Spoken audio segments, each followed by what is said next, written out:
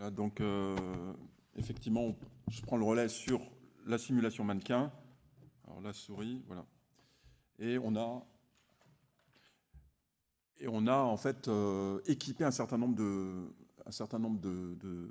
d'équipes secouristes de ce dispositif de monitorage sur le terrain. Donc on a réalisé, c'est toute une séquence d'études, mais enfin je vais vous présenter les deux premières. On a mesuré l'effet du monitorage ventilatoire au masque facial, donc par les secouristes professionnels, là en l'occurrence les équipes de premier secours de la BSPP, chez les patients adultes en arrêt non traumatique.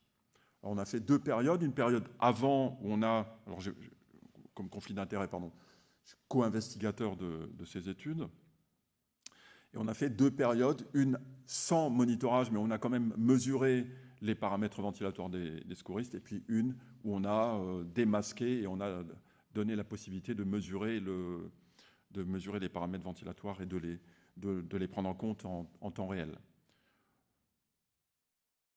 Alors, sur Paris et banlieue, on prend en charge annuellement les premiers secours, prennent en charge au niveau des deux premiers maillons un peu plus de 4000 arrêts cardiaques. Et comme je l'ai dit, on a inclus des patients adultes en arrêt non traumatique, ventilés au masque facial et uniquement la phase de compression, 30 compressions, 2 insufflations, pour qu'il n'y ait pas d'interférence entre effectivement le signal de la ventilation et du massage.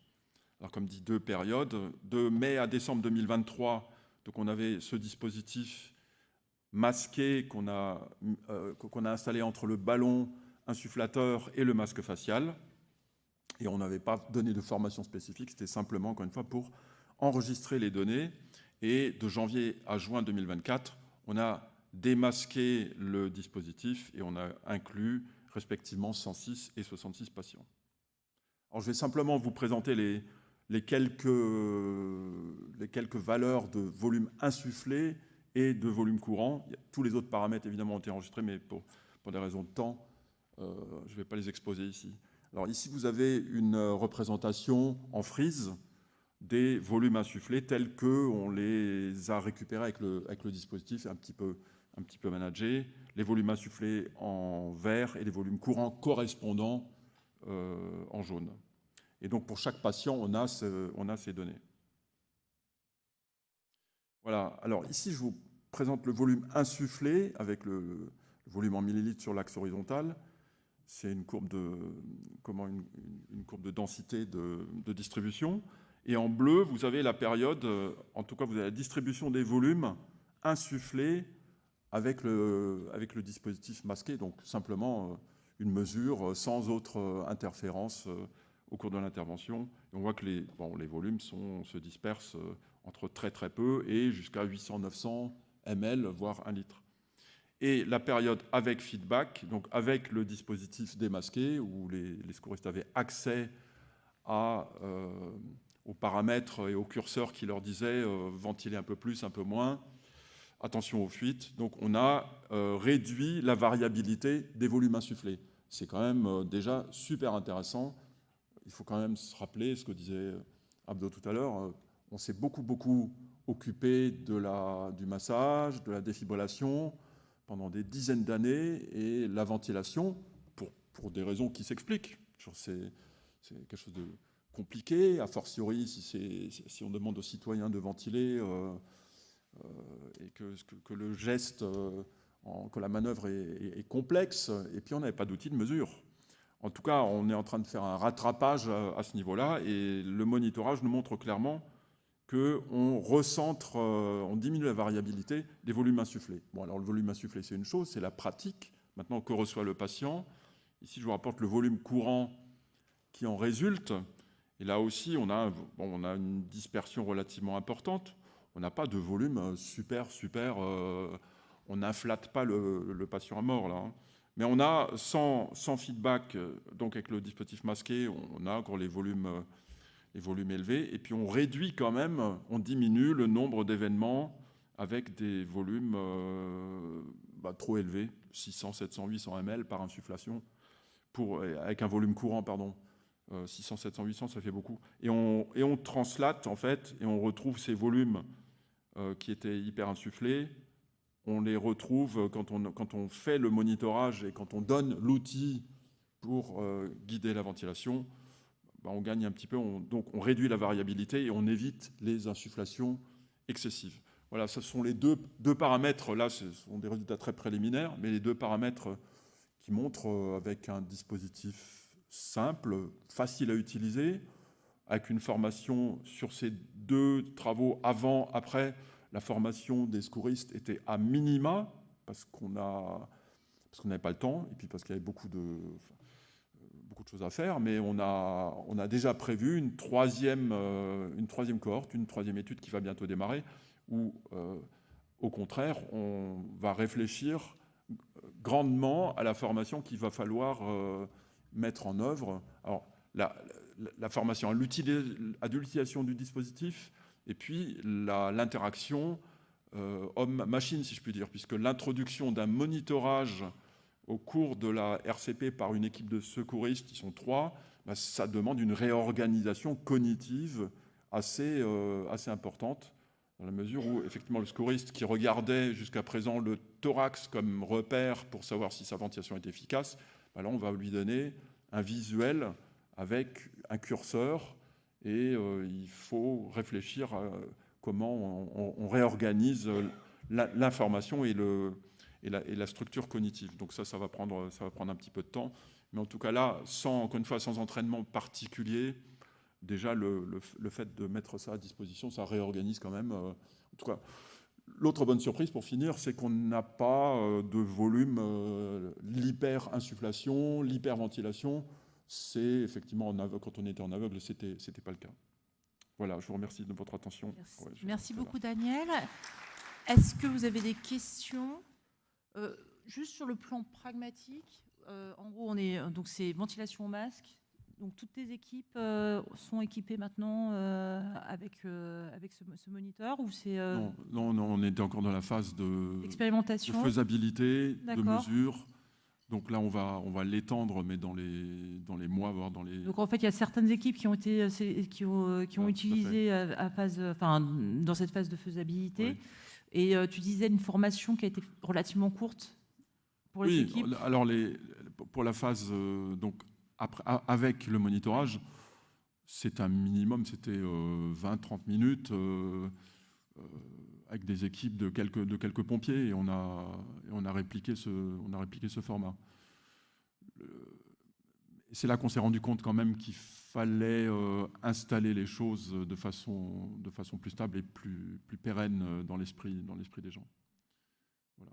La prochaine étape, c'est quoi, du coup ? Alors, la prochaine étape, elle va démarrer, là. C'est une compagnie, donc en fait, quelques véhicules, quelques équipes, mais qu'on va équiper pendant un temps très long, justement pour discuter et pour avoir un retour et pour pouvoir brainstormer sur les meilleures modalités possibles d'appropriation du dispositif sur le terrain et de formation au long cours. Parce qu'on dit formation au dispositif, mais c'est une formation aussi, ou un rappel sur les modalités ventilatoires. Donc les deux sont quand même largement intriqués. Et du coup, de ton côté sur Besançon, il y a des équipes qui l'utilisent. C'est quoi votre expérience à vous ?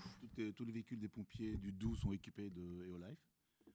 Ça marche, oui. Tous les véhicules sont équipés d'EOLife, donc dans tout le Doubs, donc il y a 75 ambulances à peu près. Mais aussi les centres de secours sont équipés d'EOLife X pour s'entraîner. Parce que comme tu l'as très bien dit, c'est pas juste d'avoir un feedback, mais il faut aussi s'entraîner. On a montré qu'on ne savait pas ventiler, pas simplement parce qu'on n'avait pas d'outils, parce qu'on n'avait pas déjà d'outils pour se former, mais en plus pas d'outils de monitorage. Donc ça nous a apporté une meilleure compréhension sur la ventilation en elle-même. On savait bien qu'on n'arrivait pas à ventiler correctement. Donc on a équipé tout ça chez les pompiers.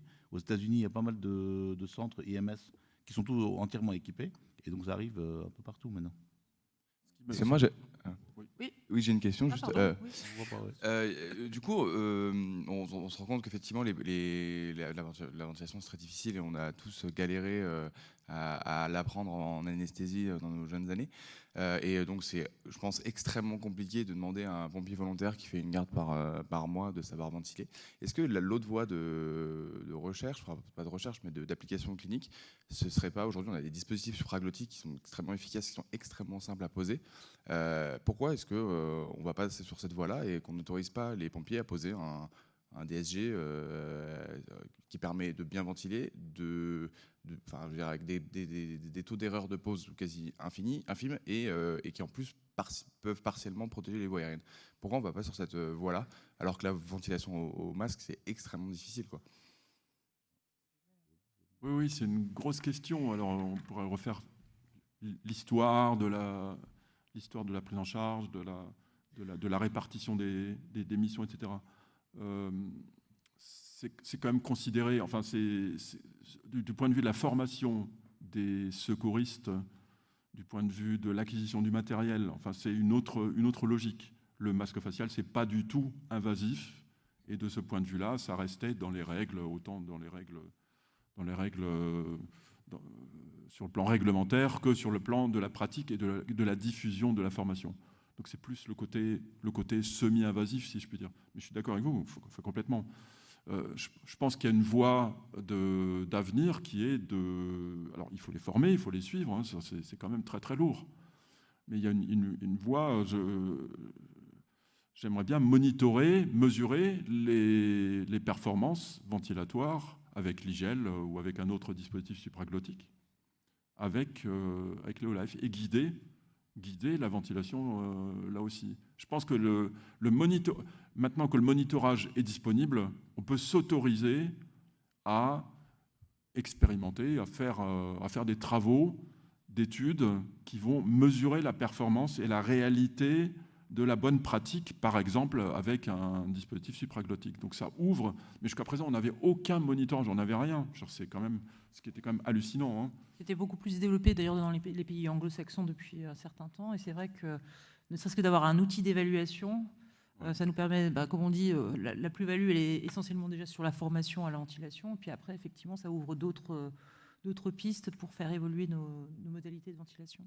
Si je puis me permettre, c'est la question que vous posez, c'est exactement ce que les guidelines font aujourd'hui. Il y a 400 pages sur la compression cardio-thoracique, et quand on parle de ventilation, on a 2 pages sur 4 études qui comparent est-ce qu'il faut que j'ai un tube ou pas. La question n'est pas est-ce qu'il faut que j'ai un tube ou pas, ou est-ce qu'il faut que j'amène un supraglottique. La question, c'est comment ventiler. Et ce n'est pas le supraglottique qui va me la donner, cette question, qui va me répondre à cette question.